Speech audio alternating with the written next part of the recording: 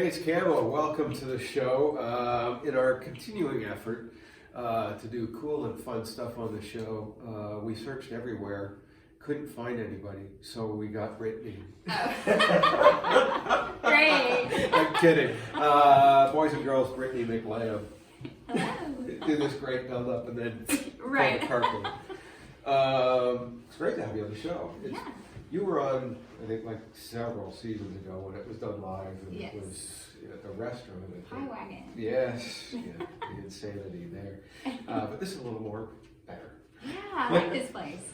Yeah, it's cool. Yeah. What have you been up to? Now, for people at home, we met, you were doing a showcase at Douglas Corner. Yes. And I was just blown away by you sitting in the audience, and that's how we got to know each other. So what have you been up to lately?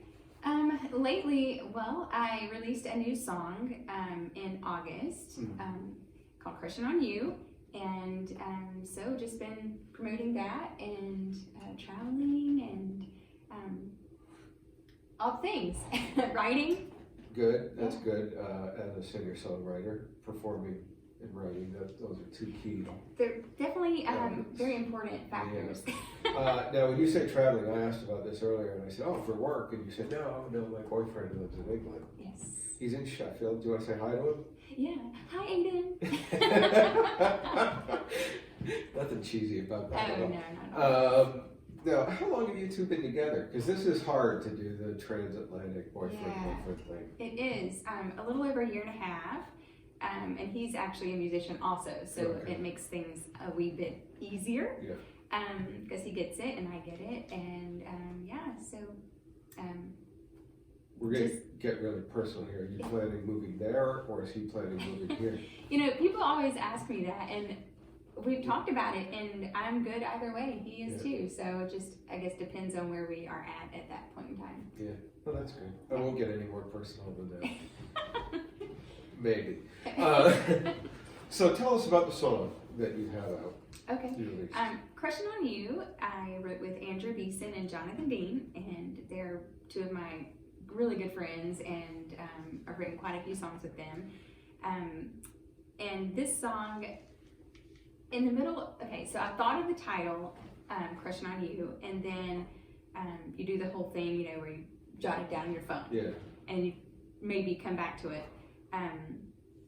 And at the time, it was because, there were maybe some friends of mine or myself that, there was interests in our lives, and but I really didn't know where to go with it. And randomly, I fell asleep on the couch one night. I woke up at like midnight, and as I'm getting ready for bed, the melody for the chorus popped in my head. Really? And I was like, I started humming it, and so some of the lyrics started coming, and I was like, okay, I've got to write this song. So of course I naturally texted Jonathan and Andrew, and we wrote the song, and so that's where it came from. Cool. Do songs come like that to you often, or is that kind of a unique story? That's a unique situation. Most of the time I'll think of like a line or a hook or something, and the guys will have something, and we either combine them or we go with what their idea is or what mine is, but I don't typically come with like almost a full chorus ready to go, so that's definitely a unique situation. Has that proved that it was a more effective song to you than just getting a line or a hook or something? Not necessarily.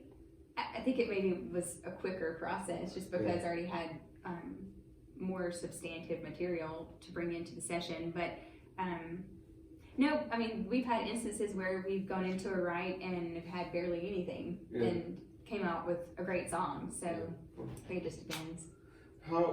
How important is you writing your own songs to you? I mean, do you see yourself as a songwriter who sings or a singer who writes? Both. I think writing your own material is important because it's a way of expressing yourself and sharing your experiences with other people. But I also believe that there are great songwriters in this town that need a voice for their songs. Yeah. So I'm never opposed to that either, So I think both scenarios just would be me. How do you like writing with somebody? I mean, is it, I hear all the time that it's like when you go in with a new writer, it's like a blind date. Yeah. And you spend the first part of the co-write kind of getting to know each other. Yes, and that's to me, it's a tricky process. I think it's important to drive well with the person, kind of write similarly, Yeah. Be interested on the same level, and this is just my opinion, be kind of like in the same headspace as far as like the type of music you like to write. Otherwise, it'll be a little more challenging. I tend to like to write in groups of 3. It's just like my magic number. Because I think a lot of times that I've been in situations where when I'm writing one-on-one, if I hit writer's block or they hit writer's block, you feel like a lot of pressure to like come up with something. Yeah, but if there's another person there, then while they're having that, you and the other person can kind of bounce off each other. So that's what we tend to do. That's why Jonathan and Andrew and we would write a lot together, just because we had similar taste in our writing style, and just mesh well together. Well, that happens all the time when, you know, you get teams of writers that just work together. Right. You know, legendary Lieber and Stoller and guys like that just wrote together. Yeah. Because they could read each other and just work well together. Right. Who are some of the artists that you're digging now on radio? Let's see. I love Kelsey Ballerini. She has clever lyrics. And of course, you know, I'm always going to say Martina, just because she's my all-time favorite. I'm not sure if she has anything currently on the radio, but that doesn't matter to me. And Carly Pierce is pretty fresh, and she's working with some great people and producing great music. So I think those are my top. How much does that influence you as a writer? Do you kind of look at, and as an artist, I guess too, you know, do you look at them and say, "Ooh, I like kind of the way they're doing that, and I want to steal that and make it kind of my own"? Do you steal and then kind of no. adapt? I think basically what I do is I just listen to what's working on radio, and I try to emulate something similar to that within my own style of it. Because, you know, pop country is what is popular right now, and of course I love traditional country music, and I also love 90s. That's what I grew up on. So trying to balance my love for that and what's current and to sound current, I think, you know, you have to listen to the radio, take some pointers from what they're doing and kind of weave it into what you're doing, but not necessarily copying them. No, because if you're copying what's on radio now and writing to the style of what's on radio now, by the time you get it and write it and cut it, radio's moved on. Right. It's like old news. You have to write your own stuff, thinking ahead and kind of carving your own path, and yet understanding what it takes to get there. Yeah. Can that be a tough process? It can, because you just never know these days with country where that's going to go, what that hit, you know, what it's going to look like a year from now. They're signing all the hat acts now again. Yeah. So I think the main thing I feel like is you just have to be true to you and do what you like. You know, write and perform the kind of music that you like to perform. What's the saying? Be you, because everyone else is taken. Exactly. Yeah, cool. You want to do a song for us? Yeah, sure. Sweet. You set up to do. Either one. Okay. Crush 'em, I guess. Yeah, You want to do Crush It? Yeah, we'll sit down. You're watching Nashville Meets World. I'm Camo. That's Brittany McLamb, and there's her guitar player. Aaron Cooley.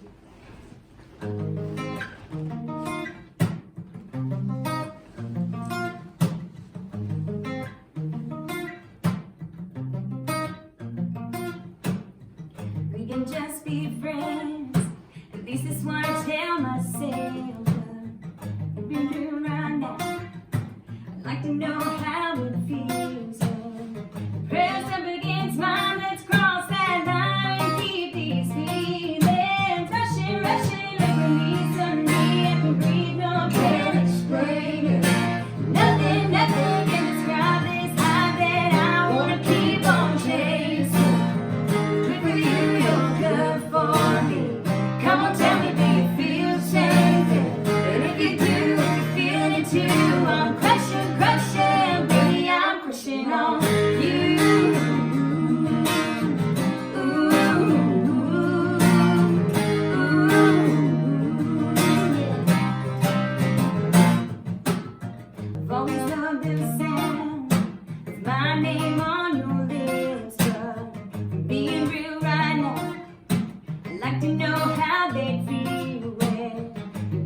up against mine. Let's cross that line and keep these feelings rushing, rushing over me. Suddenly I can breathe, no can explain it.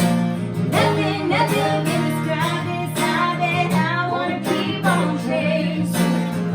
Good for you, good for me. Come on, tell me, do you feel the same thing? And if you do, you're feeling it too. I'm crushing, crushing, baby, I'm pushing on you.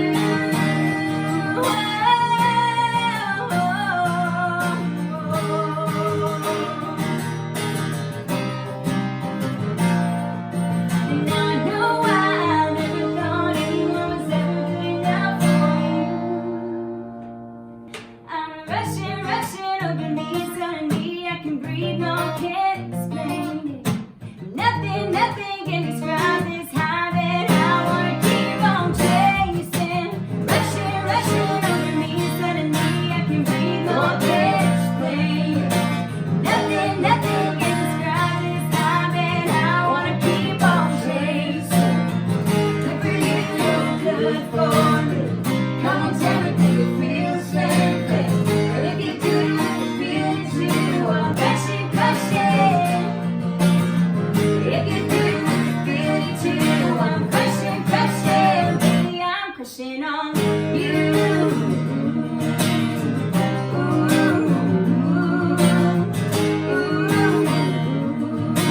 Crushing, crushing. Nice. And a trick ending to throw radio people off. When you write, do you write to record them your own, or are you writing as well for songs that somebody else may want? Typically I write for me. Yeah. I should honestly get better about writing for other artists. But yeah, I guess I'm a little selfish that way. Yeah. I write for me. I mean, that song is so good. I could hear any number of current artists doing it. Yeah. Talk about pitch. I mean, do you pitch your songs, and how hard is that for somebody like you to get access to people that need to hear the songs? I don't pitch. I'm not with a publishing company, so I don't have like a team that can pitch my Yes. stuff. I wish I did. Yeah. That would be nice. But I do have friends who are in that boat, and they are constantly trying to get their songs pitched. And there's so many songs out there that, I mean, yeah, it's exciting when they put a song on hold, because I've had many friends that have had songs on hold, but that doesn't mean anything these days. No, and for those of you that don't know, when the song's put on hold, that's an artist says, "Ooh, we like that song. We want to potentially cut that song." Yeah. So you can't pitch it to anybody else. And For I've heard, however long. yeah, and that could be a year, Yeah. 2 years. Yeah. But usually after about a year, people say, "Look, I got somebody interested in this. Can you let it go? Either cut it or let it go." Right. But yeah, that's a tough thing, because you know you've got a great song, and it's and it could be like, I've heard of artists where it's, you know, I got a song and Brooks and Dunn want to cut it, but these guys have had it on hold, and so Brooks and Dunn can't cut it. Right. Yeah, Yeah. that's nasty. Yeah, and the whole waiting process. Yeah. You have a full-time job as well as doing this, and you're doing some acting too. Yes. Good for you. Maybe we'll be able to set sometime. Right. Yeah. Do you find it hard to keep that balance of, I have a full-time gig, but this is my side gig, and this is my other side gig? Yeah, just when I thought that I never have time, I include something else. Yeah. But yeah, and I've been in Nashville for 12 years. Yeah. So Where are you from originally? A town called Salemburg in North Carolina. North Carolina. Yep. So, and I've had pretty much a full-time job the entire time I've been here.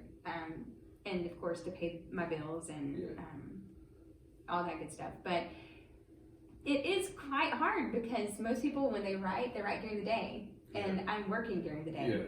So You had to duck out of work to come here to do this. right. Yeah. have an appointment. That's what I have. Very, vague. Yeah. No, I mean, they do that.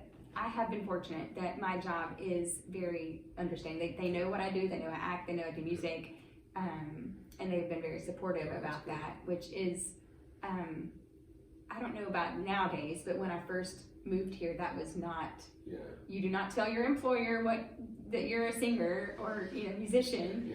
Yeah. But yeah, I think for me, the hardest thing about it is the whole writing aspect, finding writers that will write with you after 5. Yeah, that's a tough gig, but it's not a unique national story. There are a lot of people like you that work to buy all the necessary stuff that you need to be able to do, and it's all working to support your music habit. Yep. Yeah. You want to do another song? Yeah, sure. All right. This next one's called "Lose It," and it is also one of my singles that I released last year. So that can be found on all my social media networks.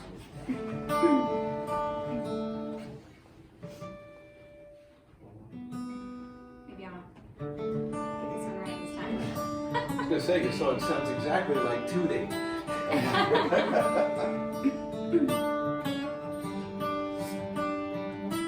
Hey there, running your fingers through your brown hair. I'm trying to play it like I don't care, but I can't stop staring at you. And your sweet eyes, I don't know you, but I just might wanna get you so go and slide on over and make a move. We ain't got all night, so baby, don't be shy.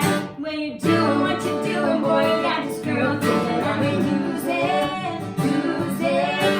Got my wrist and wonder where you're gonna take it. Better move it closer, got it. Boy, you gotta know I really want it. So come on, let's hold on to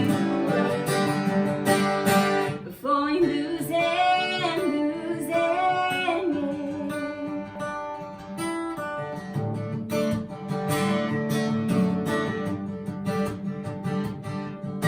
I know we just said, baby, let's go anywhere before the moon glow fades into the sun. And right now, no, I don't wanna slow down, 'cause I'm thinking maybe we found a bigger spark. So let's just find out. When you're doing what you're doing, boy, you got this girl thinking I'm gonna lose it. Got my mind racing, wondering where you're gonna take it. Then move it closer, you got it. Boy, you gotta know I really want it. So come on, let's hold on to it before we lose it.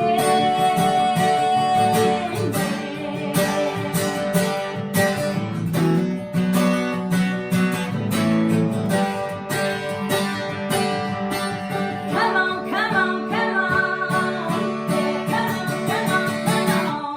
The way you do what you're doing, boy, you got this girl thinking I'm gonna lose it. Got my mind racing, wondering where you're gonna take it. Better move it closer, got it. Boy, you gotta know I really want it. So come on, let's hold on to it. Yeah, come on, let's hold on to it before we lose it, yeah. Before we lose it, yeah.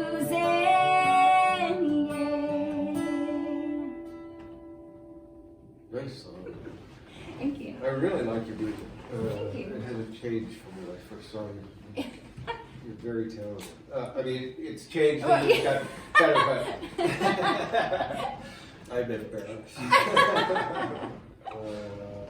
So we're fresh into the new year. What's 2020 got in mind for you? Well, in August, and I know it's going backwards, but Yeah. I'm getting there. Okay. I had my first show in London, so I've now booked another show for January 3rd at the Slaughtered Lamb. It's a Bells and Gals show, and they've been big champions of mine. And Bells and Gals are amazing, Yes, and we're they working are. with them to present the 2019 Country Music Spotlight Awards. Oh, yeah. Yeah, we're presenting that. Oh, awesome. Yeah, so hello to all our Bells and Gals fans. Yes, absolutely. So yeah, we're going to be doing that. We have Louise Parker and Lucy Blue on the bill with me. So I'm very excited about that.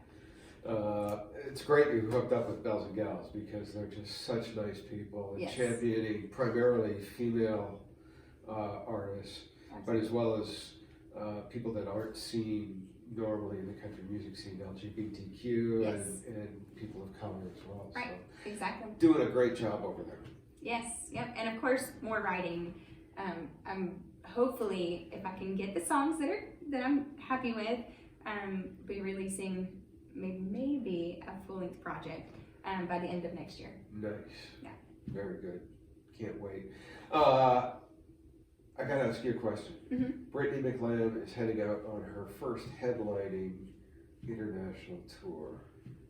It is going to be a big arena show. Who supports you? Oh gosh. Oh man. The typical answer. Yeah. Wow. Yeah. I don't know. This has been the best facial expressions to go with this question. Right. Oh my gosh, because I have like all these things like just flying through my head. Oh gosh, you know? Well, okay. I'll think of, there are a couple. So I have a really good friend who lives in England, and actually the last show that I performed, I was a guest of hers. So I'd probably take Rachel Button with me, and then someone that you probably know from here, Fiona Cully. Yes. She's outstanding Yes. vocalist. I'd probably take her with me as well. Nice. But I think it would probably be me opening up for them. So. It could be a co-headlining. Right. Okay, now it's time to play Asked and Answered. Oh boy. It's not as complicated as you think, Okay. because I'm simple, I like simple things, so I get everybody else to do the work. Okay. So all our viewers around the world have sent in questions that they want to know of our guests. Okay. Some of these are exceptional questions, and anything that Steve Goody supplies is going to be weird. So reach in there, pick out something. Something good, something good. Okay, let's see what you got here.